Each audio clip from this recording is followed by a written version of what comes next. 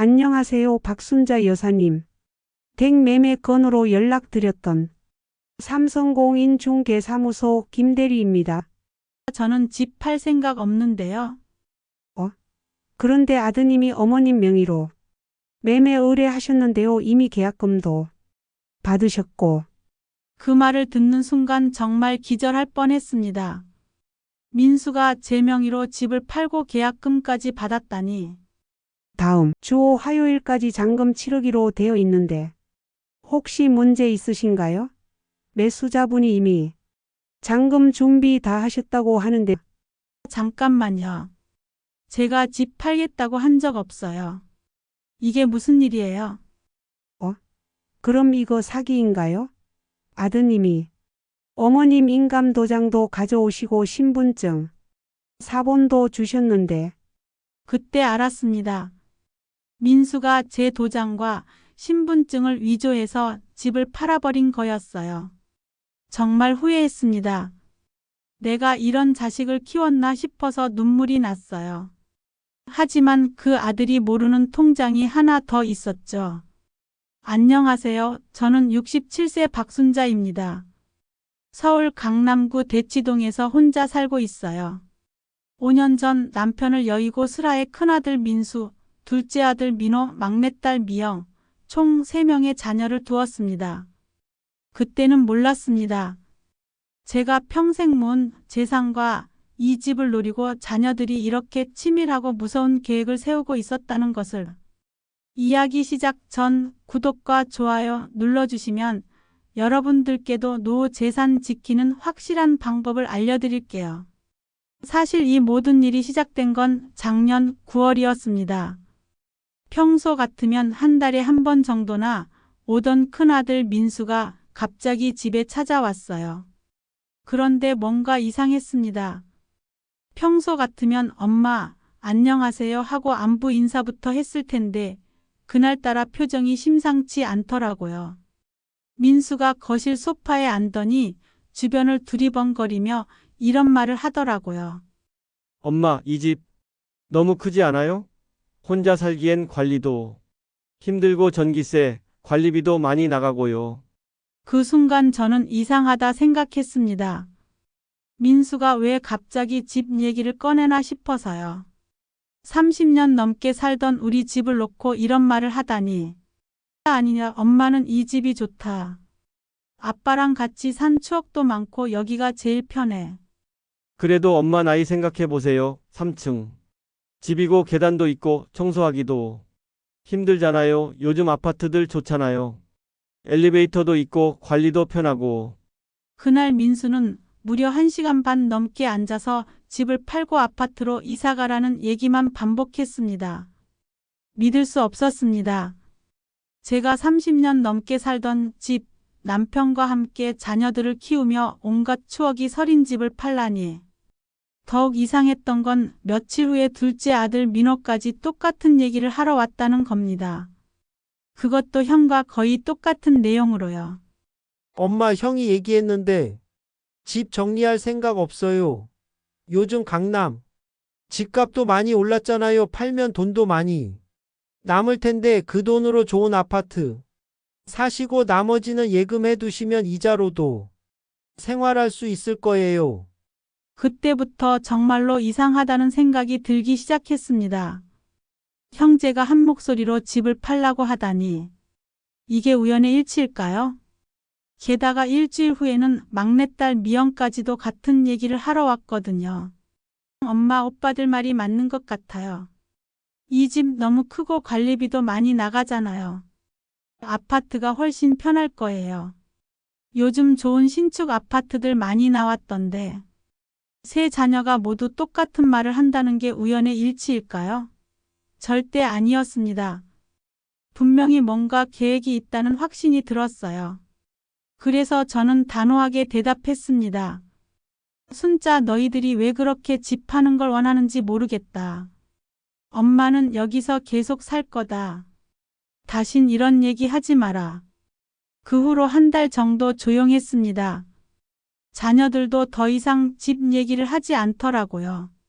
그런데 지금 생각해보니 그때가 태풍 전의 고요함이었어요. 정말 무서운 일들이 기다리고 있었거든요. 10월 말쯤이었을 겁니다. 제가 동네 대형마트에 장을 보러 갔다가 저녁 늦게 돌아오는데 현관문 앞에서 민수와 민호가 수상한 대화를 하고 있더라고요. 저는 들키지 않으려고 1층 계단 아래쪽에 숨어서 들었습니다. 가슴이 뛰기 시작했어요. 이거 진짜 괜찮을까? 들키면 큰일. 나는데, 형, 걱정 마. 내 친구가 부동산에서 10년째 일하는데 이런 일 많다고. 그래, 엄마는 절대 모를 거야. 그래도 만약에라도 나중에 문제되면, 아니야, 내가 다 알아봤어. 도장만 있으면 되고 신분증 사본도 우리가 이미 만들어 놨잖아. 무슨 소리인지 정확히 알 수는 없었지만 분명히 저와 관련된 얘기였어요. 그것도 뭔가 법적으로 문제가 될 수 있는 일 같았고요. 가슴이 두근두근 뛰었습니다. 내 자식들이 나 몰래 무슨 일을 꾸미고 있구나 하는 불안감이 엄습했죠. 그날 밤 잠을 이룰 수가 없었습니다. 새벽까지 뒤척이다가 겨우 잠이 들었어요. 다음날 아침 일찍 7시쯤이었을 겁니다. 민수가 또 찾아왔어요. 이번에는 서류 뭉치를 들고 왔더라고요. 엄마, 이거 좀 봐주세요. 아파트. 분양받을 수 있는 곳 몇 개 찾아봤어요. 아들아, 엄마가 언제 아파트로 이사 간다고 했니? 엄마, 그래도 한번 보시기만 해요. 혹시 마음에 드는 곳 있으면 그때 생각해 보시고. 저는 그 서류들을 받아봤습니다. 그런데 자세히 보니 아파트 분양 안내서가 아니었어요. 부동산 매매 계약서 초안이었습니다. 매도인 란에는 제 이름 박순자가 선명하게 적혀 있었고 매매 가격은 무려 15억 원이라고 되어 있었어요. 믿을 수 없었습니다. 제가 동의하지도 않았는데 이미 매매 계약서까지 준비해 둔 거였어요. 순자, 이게 뭐니? 내가 언제 집 팔겠다고 했니? 아, 그게 그냥 미리 준비해 본 거예요. 엄마가 마음 바뀔 수도 있으니까. 그때부터 정말 화가 나기 시작했습니다. 내 자식들이 나를 속이고 있다는 게 너무 배신감이 들었어요. 하지만 더 큰 충격은 그 다음에 기다리고 있었습니다. 일주일 후 제가 은행에 적금 만기를 확인하러 갔다가 창구 직원이 이상한 얘기를 하더라고요. 어머님, 며칠 전에 아드님이 오셔서 통장 내역 좀 확인하고 가셨는데요. 혹시 아시나요? 우리 아들이 왜 내 통장을 확인해요? 아, 그게 어머님 인감도장 가져오셔서 본인 확인하고 계좌 내역 출력해 가셨어요. 잔고 조회도 하시고요. 그 순간 온몸에 소름이 돋았습니다. 민수가 제 도장을 가지고 은행에 와서 제 계좌를 확인했다니. 언제부터 제 재산 상황을 염탐하고 다닌 거죠? 도장은 제가 항상 안방 서랍 깊숙한 곳에 보관하는데 언제 가져간 걸까요? 집에 와서 급하게 서랍을 확인해 봤더니 도장이 그대로 있더라고요. 그런데 자세히 보니 도장 케이스 위치가 평소와 달랐어요. 분명히 누군가 가져갔다가 다시 갖다 놓은 거였습니다. 그때부터 정말 무서워졌습니다. 내 자식이 나한테 이런 짓을 하다니. 믿을 수가 없었어요. 며칠 후에는 더욱 충격적인 일이 벌어졌습니다. 어느 날 오후 집 초인종이 울렸는데 부동산 중개업소 직원이 찾아온 거예요. 안녕하세요, 박순자 여사님. 댁매매 건으로 연락드렸던 삼성공인 중개사무소 김대리입니다. 저는 집 팔 생각 없는데요. 그런데 아드님이 어머님 명의로 매매 의뢰하셨는데요. 이미 계약금도 받으셨고. 그 말을 듣는 순간 정말 기절할 뻔했습니다. 민수가 제 명의로 집을 팔고 계약금까지 받았다니. 다음 주 화요일까지 잔금 치르기로 되어 있는데 혹시 문제 있으신가요? 매수자분이 이미 잔금 준비 다 하셨다고 하는데. 잠깐만요. 제가 집 팔겠다고 한 적 없어요. 이게 무슨 일이에요? 그럼 이거 사기인가요? 아드님이 어머님 인감도장도 가져오시고 신분증, 사본도 주셨는데 그때 알았습니다. 민수가 제 도장과 신분증을 위조해서 집을 팔아버린 거였어요. 정말 후회했습니다. 내가 이런 자식을 키웠나 싶어서 눈물이 났어요. 하지만 울고만 있을 수는 없었습니다. 당장 민수를 불러서 따져봐야 했거든요. 바로 민수에게 전화를 걸었습니다. 민수야, 당장 집에 와. 엄마랑 할 얘기가 있다. 엄마, 무슨 일이에요? 지금 회사에서 회의 중인데. 순자 집안 얘기하려고 그래. 30분 안에 와. 안 오면 경찰서에 신고할 거다. 30분 뒤 민수가 집에 왔습니다. 평소와 달리 얼굴이 새하얗더라고요. 자기가 들킨 줄 안다는 표정이었어요. 민수야, 엄마한테 할 말 없니? 엄마, 무슨 말씀이세요? 부동산에서 연락 왔다. 내가 엄마 명의로 집을 팔았다면서? 계약금 3억도 받았다고? 그때야 민수가 바닥에 무릎을 꿇고 빌기 시작했습니다. 엄마, 죄송해요. 진짜 죄송해요. 사업 자금이 급해서 그랬어요. 돈 빌릴 곳도 없고 해서. 그래서 엄마를 속인 거니? 내 도장 훔쳐서 위조 서류까지 만들어서? 엄마, 진짜 죄송해요. 나중에 성공하면 다 갚을게요. 다시 되돌릴게요. 하지만 이미 늦었습니다. 계약금 3억 원은 이미 민수 계좌로 들어갔고 사업 자금으로 다 사용해버린 상태였거든요. 더 충격적인 건 둘째 민호와 막내딸 미영도 이 계획에 다 참여했다는 거였어요. 엄마, 사실 동생들도 알고 있었어요. 셋이 합의해서 한 거예요. 그 말을 듣고 정말 숨이 막혔습니다. 내가 낳아서 기른 자식 셋이 모두 나를 속이고 내 재산을 가로채려 했다니. 너희들이 어떻게 엄마한테 이런 짓을 할 수 있니? 엄마, 어차피 나중에 상속받을 재산 아니에요? 미리 받는 거라고 생각하세요. 믿을 수 없었습니다.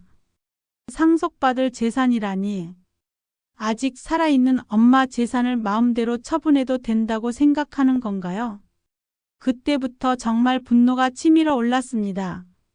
하지만 저는 참았어요. 왜냐하면 자녀들이 모르는 제 비밀이 하나 있었거든요. 사실 제 남편이 돌아가시기 전에 이런 일이 생길 수도 있다고 경고해 주셨어요. 순자야, 우리 자식들 좋은 애들이지만 돈 앞에서는 어떻게 변할지 모르니까 비상금을 따로 모아두는 게 좋겠어. 그래서 남편과 함께 비밀 계좌를 하나 더 만들어뒀어요. 자녀들이 알고 있는 우리은행 계좌에는 5천만 원 정도만 넣어두고 진짜 목돈 8억 원은 다른 은행 비밀 계좌에 숨겨둔 거였죠. 그뿐만 아니라 이 집 소유권도 완전히 제 명의가 아니었어요. 남편이 돌아가신 후에도 남편 명의 지분이 50% 남아 있었는데 자녀들은 그걸 몰랐거든요. 부동산 등기부를 제대로 확인하지 않고 성급하게 움직인 거였어요. 그 다음날 저는 강남구청 앞에 있는 법무법인으로 변호사를 찾아갔습니다. 변호사님께 모든 상황을 자세히 설명하고 어떻게 대응할지 상의했어요. 어머님, 이건 명백한 사기죄에 해당합니다. 고발하면 자녀분들 모두 처벌받을 수 있어요. 그래도 내 자식인데 감옥에 보낼 수는 없잖아요.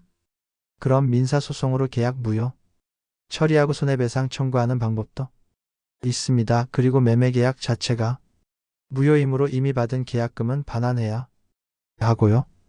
저는 민사소송을 선택했습니다. 아무리 배신감이 들어도 내 자식들이니까요. 소송 준비를 하면서 놀라운 사실들을 더 발견했습니다. 자녀들이 제 명의로 대출까지 받아뒀더라고요. 민수가 제 도장으로 하나은행에서 5천만 원을 대출받았고 민호는 신한은행에서 2천만 원, 미영이는 국민은행에서 3천만 원을 대출받았더라고요.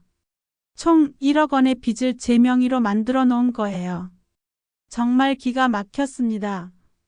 집을 팔아서 15억을 받고 거기서 대출금 1억을 빼면 14억. 그 돈을 셋이서 나눠 가질 생각이었던 거죠. 그리고 저는 작은 원룸이나 고시원에 혼자 살게 하고 생활비만 조금씩 주려고 했나 봐요. 마치 저를 애완동물 취급하는 것 같더라고요. 하지만 그들이 놓친 게 있었습니다. 제가 바보가 아니라는 것을요. 소송이 진행되면서 제 비밀 계좌 8억 원과 남편 명의 지분 50%가 공개되자 자녀들이 깜짝 놀랐어요. 엄마, 이 돈은 어디서 나온 거예요? 우리가 알던 거보다 훨씬 많잖아요. 너희들이 몰래 계획 세울 때 엄마는 가만히 있을 줄 알았니? 그리고 아빠 지분이 아직 남아있다고요? 그럼 우리가 집을 못 파는 거예요. 당연하지. 너희들이 부동산 등기부도 제대로 안 보고 성급하게 움직인 거야. 그제야 자녀들이 자신들이 얼마나 무모한 일을 저질렀는지 깨닫기 시작했어요.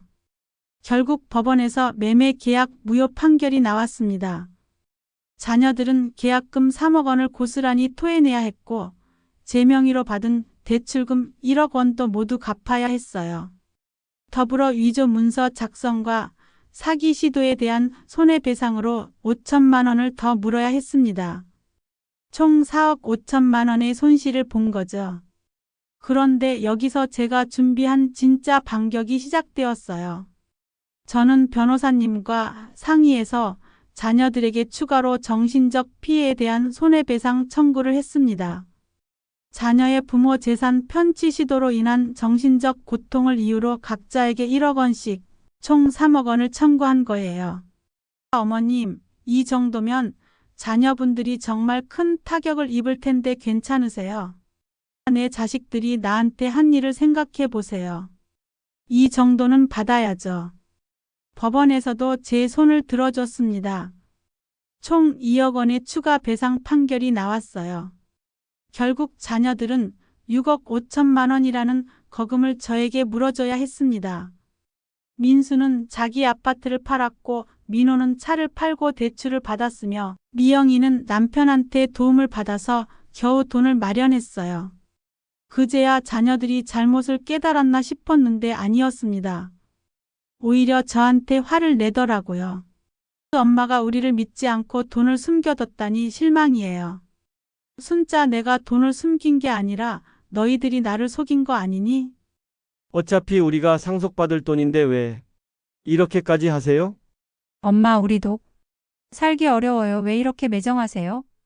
그들은 아직도 제 재산이 자기들 것이라고 생각하고 있었어요. 그래서 저는 더 큰 결심을 했습니다. 유언장을 새로 작성하기로 한 거예요. 공증사무소에 가서 공정유언장을 작성했습니다. 제 모든 재산은 사회복지법인과 고아원에 기부하고 자녀들에게는 한 푼도 남기지 않기로 했어요. 물론 제가 살아있는 동안은 비밀로 했습니다. 그 후 6개월이 지났습니다. 자녀들은 더 이상 제게 집을 팔라고 하지 않았어요. 대신 완전히 냉랭하게 변했죠. 명절에도 오지 않고 안부 전화도 거의 하지 않았습니다. 생일도 어버이날도 그냥 지나쳤어요. 하지만 저는 오히려 편했어요. 가면을 쓴 자식들보다는 혼자 사는 게 나았거든요. 그러다가 올해 초에 놀라운 일이 벌어졌습니다. 미영이가 갑자기 찾아와서 눈물을 펑펑 흘리며 사과하더라고요. 엄마, 정말 죄송해요. 제가 정말 잘못했어요. 미영아, 이제 와서 사과하면 뭐하니? 엄마, 저 이혼했어요. 남편이 제가 엄마한테 한 짓을 알고 너무 실망해서 이혼당했어요. 알고 보니 미영이 남편, 그러니까 제 사위가 이 모든 일을 뒤늦게 알고 미영과 이혼했다는 거였어요. 사위도 정말 훌륭한 사람이었는데 아내가 시어머니를 속이고 재산을 가로채려 했다는 걸 참을 수 없었던 거죠. 엄마, 정말 잘못했어요. 다시 기회를 주세요. 제가 얼마든지 기다릴게요.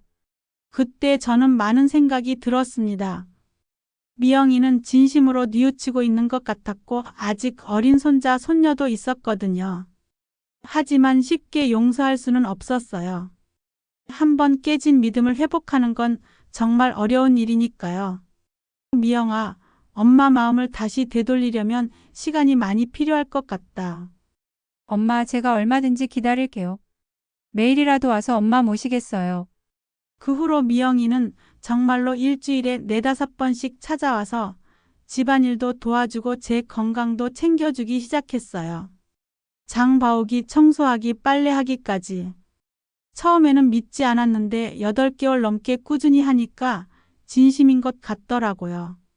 반면 민수와 민호는 여전히 연락도 없고 자기들이 잘못했다는 생각도 전혀 하지 않는 것 같았어요. 그래서 저는 유언장을 다시 수정했습니다.